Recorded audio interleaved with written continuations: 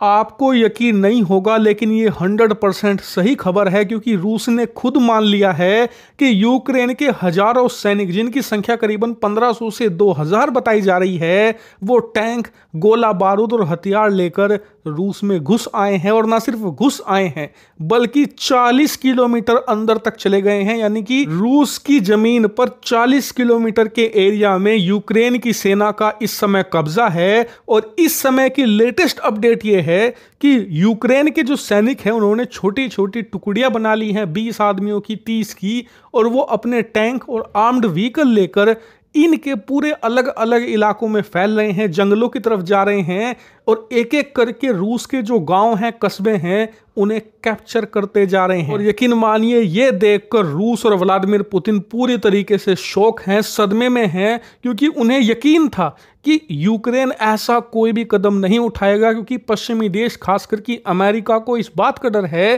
कि यूक्रेन अगर ऐसा करेगा तो रूस परमाणु बम से हमला कर देगा। ऐसे में न्यूक्लियर वॉर से बचने के लिए अमेरिका इसकी इजाजत नहीं देगा। लेकिन यूक्रेन ने पूरी तरीके से अमेरिका को भी शॉक कर दिया और रूस को भी, और रूस के अंदर तक घुस आए हैं। और जैसा कि आप स्क्रीन पर देख सकते हैं वीडियो और फुटेज में कि किस प्रकार से रूसी सैनिकों का मास सरेंडर हो रहा है। और चेचनिया के लड़ाके, जिन्हें सबसे खूंखार फाइटर कहा जाता है दुनिया के अंदर, कि इनसे दुर्दांत लड़ाके या सैनिक नहीं होते, लिटरली सैकड़ों की संख्या में सरेंडर कर रहे हैं यूक्रेन की सेना के सामने। हालांकि आप में से कुछ लोग कहेंगे कि कोई बात नहीं, अचानक से हमला करके कब्जा कर लिया होगा, लेकिन रूस अब इन्हें नहीं छोड़ेगा, मार गिराएगा, इन्हें 1-2 दिन के अंदर ही सफाया कर देगा। लेकिन आपको बता दूं, अगर आप ऐसा सोचते हैं तो गलत है, क्योंकि ये हमला 1-2 दिन का नहीं है।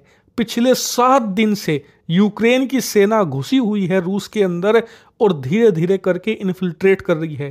पहले दिन इन्होंने मात्र 1-1.5 किलोमीटर का एरिया कब्जाया था, लेकिन उसके बाद रूस का जो सुरक्षा घेरा है उसे तोड़ने के बाद ये इतना तेज आगे बढ़े हैं कि 7 दिनों के अंदर 40 किलोमीटर से भी ज्यादा अंदर तक घुस आए हैं। और रूस की सेना पूरी तरीके से नाकामयाब हुई है यूक्रेन को रोकने में। और इसीलिए रूस घबराकर अब ऐसे कदम उठा रहा है जिससे कि यूक्रेन की सेना की चांदी हो गई है। कैसे? दरअसल घबराकर इन्होंने यूक्रेन के वो इलाके जो पिछले 2 साल से कब्जाए बैठे थे, वहां से सैनिक हटाकर अपनी जमीन सुरक्षित करने के लिए वापस रूस बुला रहा है, जिससे कि जो मोर्चे थे उन पर यूक्रेन की सेना कब्जा रही है। यानी कि यूक्रेन की सेना ना सिर्फ रूस की जमीन पर कब्जा करते जा रही है, बल्कि इनकी खुद की जमीन जो 2 साल पहले हमला करके रूस ने कब्जा ली थी, उससे कब्जा भी छुड़ाया जा रहा है। यानी कि ये डबल जीत की तरह है यूक्रेन की सेना के लिए। और आपको बता दूं कि इस पूरे हमले से ना सिर्फ रूस बल्कि अमेरिका इतने ज्यादा सदमे में है कि वो सोच नहीं पा रहा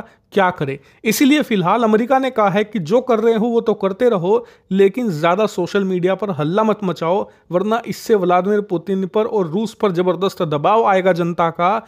इसीलिए चुपचाप काम करते रहो, ज्यादा हल्ला मत मचाना। और यही कारण था कि पिछले 1 हफ्ते से यूक्रेन की सेना रूस के अंदर घुस गई थी, लेकिन शुरू के 2-3 दिन में तो किसी को पता ही नहीं चला।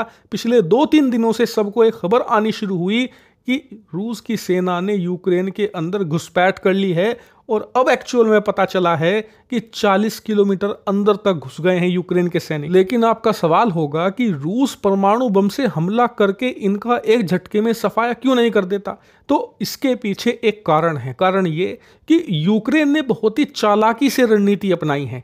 ये एक जगह सारे इकट्ठा नहीं हो रहे, ये छोटी छोटी टुकड़ी बनाकर पूरे इलाकों में फैल रहे हैं। और अगर कभी इन्हें रुकना भी होता है तो ये उन इलाकों में रुक रहे हैं जहां पर रूसी पॉपुलेशन हो, यानी कि रूस के गांव या कस्बे हों, ताकि रूस इन पर परमाणु बम से हमला कर ही ना पाए। दूसरी बात, अगर रूस अपने लोगों की परवाह किए बिना भी परमाणु बम से हमला कर भी देता है तो ज्यादा यूक्रेनी सैनिक नहीं मारे जाएंगे, क्योंकि ये अलग अलग इलाकों में छोटी छोटी टुकड़ियों में फैले हुए हैं। यही कारण है कि रूस को समझ नहीं आ रहा कि इन्हें अब टैकल करे तो करे कैसे। इसीलिए फिलहाल रूस की बस एक ही नीति है कि अपने इस कुर्स्क रीजन में, जहां पर ये पूरी इन्फिल्ट्रेशन हुई है, जहां से जो हथियार सैनिक इन्हें मिल रहा है उसे यहां पर भेज रहे हैं, ताकि कुछ तो हो, किसी तरीके से इनकी इन्फिल्ट्रेशन रुके। क्योंकि फिलहाल इनकी रफ्तार 5 से लेकर 10 किलोमीटर पर डे की है, यानी कि हर रोज ये 5 से लेकर 10 किलोमीटर रूसी जमीन पर कब्जा कर रहे हैं, जो कि बहुत ज्यादा तेज है। इसीलिए रूस इस समय इनकी रफ्तार धीमी करने की कोशिश में है। लेकिन देखने वाली बात होगी कि रूस अब अगला कदम क्या उठाता है। क्या ये लोग परमाणु बम का जो ऑप्शन है उसे चुनेंगे या फिलहाल टैक्टिकल तरीके से इन्हें रोकने की कोशिश करेंगे।